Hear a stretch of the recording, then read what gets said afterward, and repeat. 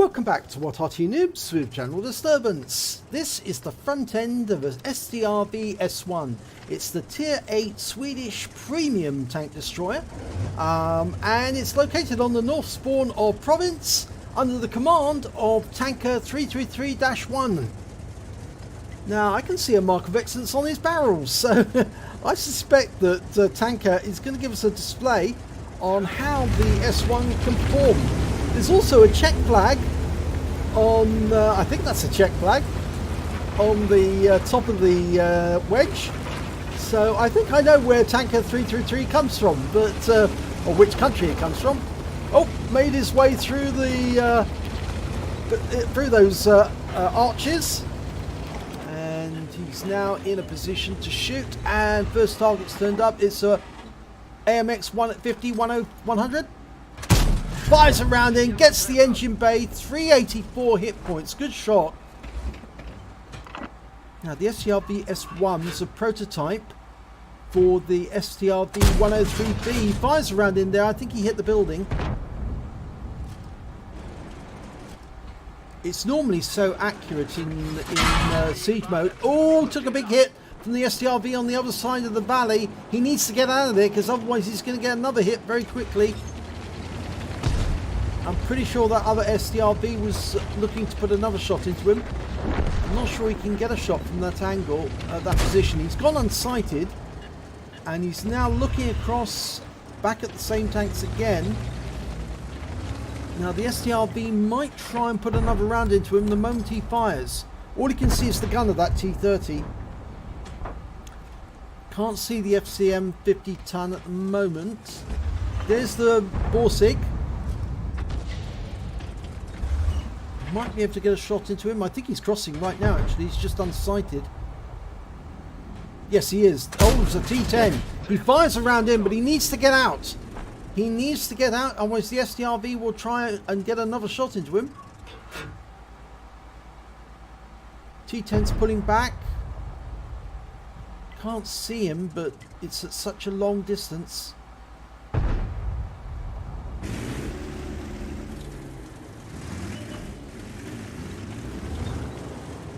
He's staying with it.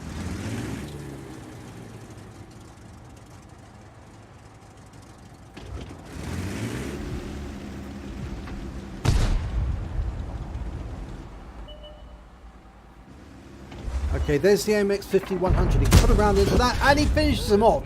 283 hit points, and now because the other tank's pulled back, he can pull back if he needs to get under cover.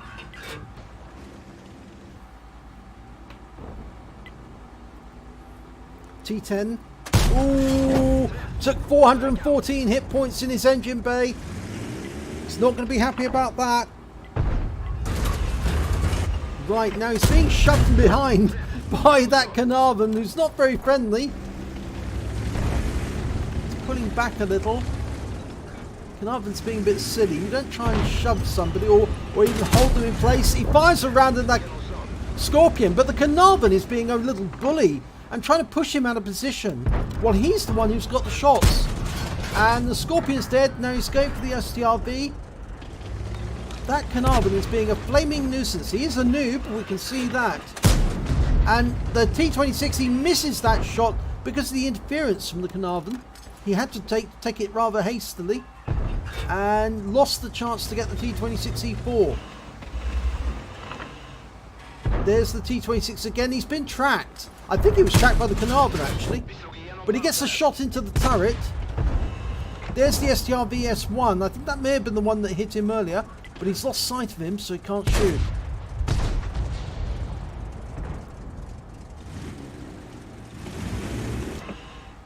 There's a Batchat 25 ton. Oh, lovely shots, tracked him. Trying to get another shot. And he got him. He got the kill shot when he was unsighted. So that worked. But the Carnarvon's still being a nuisance and still pushing into him and unsighting him. It's very, very, not unsighting him, but pushing him off target. Pushing his aim away.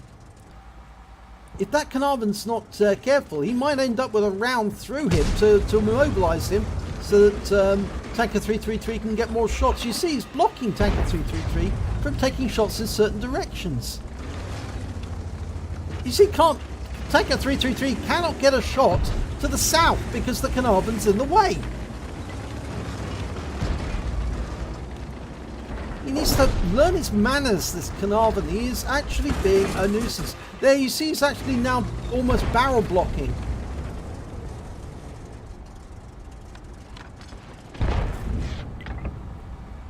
The stupid thing is the Carnarvon's got more height than the S1, therefore he can shoot over the top of the S1. Almost like using the hull of the S1 as a hull down position or an cover. Now the other S1 over the valley. Oh, he's been killed. He was taken out by the Standard B, which is further to the south. Okay, Tanker 333 has given up on trying to get shots from that position because of the interference from the Carnarvon. Whether that will actually have come to play in the battle later on, I don't know, but it might, because that position was actually quite powerful for Tanker 333, but because he can't shoot from there, because the Carnarvon's being a nuisance. Oh, he's been spotted. That means there must be somebody to the south who's locked eyes on him. Yeah, it was a tank. It was a T-34-3. Just put a big round into him for 396. So he's lost a significant amount of his hit points. He's down to 26% now. And he's having to retreat out of there. And still bounces around from an AMX 1390.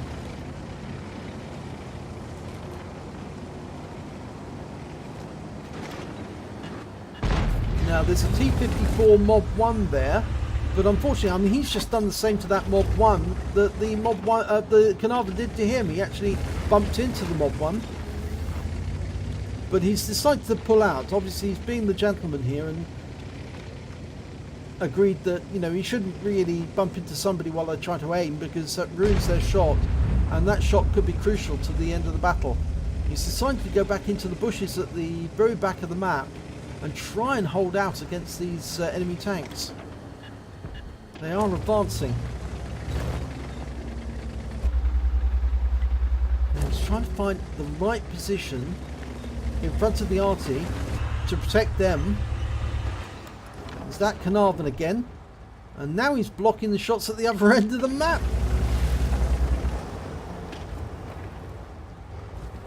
There appears to be more of the enemy on this side of the map than on the other. Of course, we've got the Strv S1. He's been taken on by a charioteer. There are some enemy Arty there, but we just lost the charioteer to their Pantera. Actually, I thought that there was more enemy tanks on both sides, but it's now looking very much as if they are outnumbered. The enemy has 8 more tanks than they do. Or 8 tanks. We only have 4. 8 more tanks. No, it's not quite 8 more tanks. It's we only have 8 left. We only have 4 left, rather.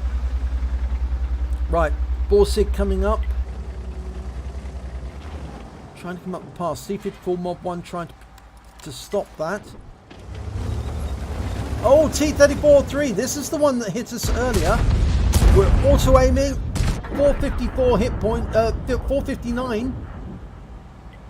I think the GW Tiger was taken out by the MX 1390, but we finish off the T-34-3. That is nice recompense for the damage that he did earlier, but we've lost the M40, M43. So we've got no Arty left, just the SDRV. Oh, we got the 1390, but we lose. And we also got the Borsig as well. The Borsig was taken out by the T-54. We didn't lose the T-54 Mob 1, but he is taking fire.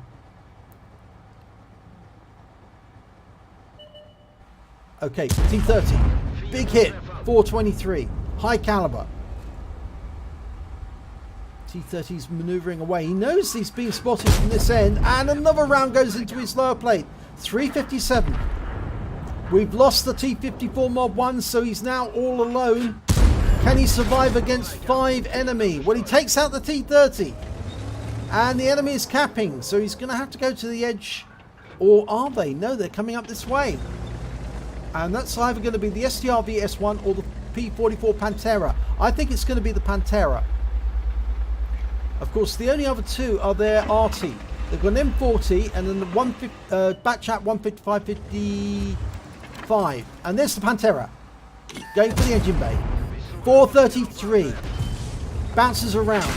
Takes a big hit from the SCRV into the tracks. And the Batchat hits him for 131. Oh, and that was a kill shot from the M43. 132 hit points. Finishes him off.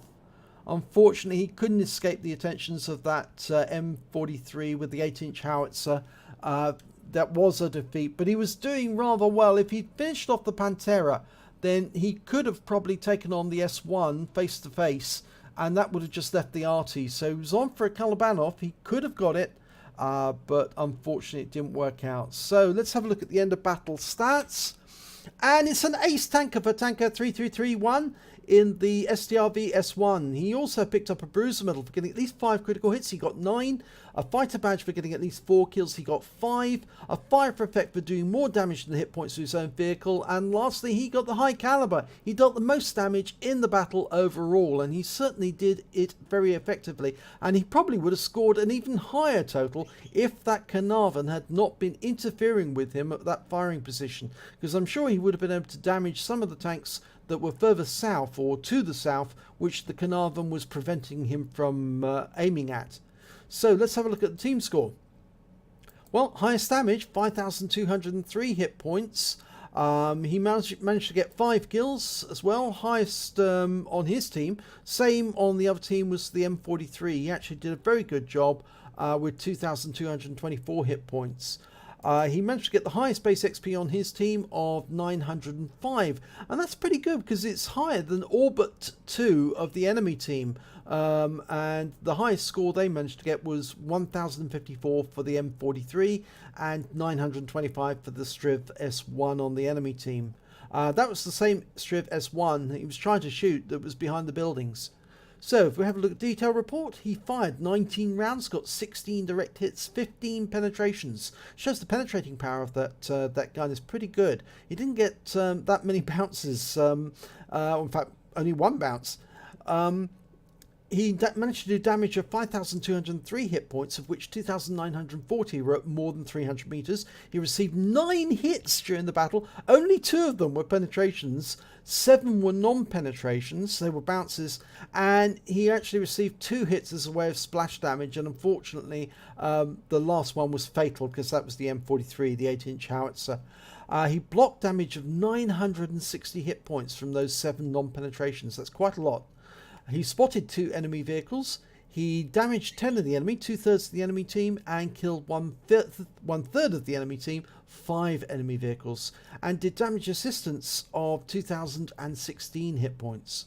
On a standard account, he earned 95,670 credits, but he had a personal reserves bonus going again at the same time for 51,675, and his achievements award for getting the epic medal 7,680 to bring his score equal with that of the winning team meant he took away had 155,025 credits, and after repair, ammunition resupply and consumables he took away 123,463 credits, and that's an epic score. Just goes to show that if you play the STRV S1 correctly, you can actually do rather well, and this was an ace tanker game.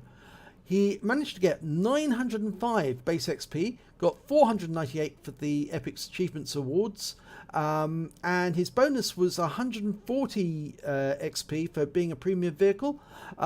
So he actually took away 1,543 XP altogether. So a nice total for his crew. So pretty good actually, considering that he did 7k's worth of damage combined. That's 5k of actual, 2k of assistance.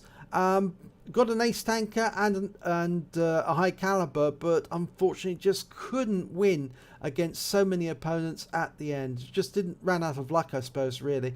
But a nice battle all the same. And if you enjoyed it, please give it a like and do subscribe to our channel, and hopefully it'll be your replay that I'll be featuring in the next video.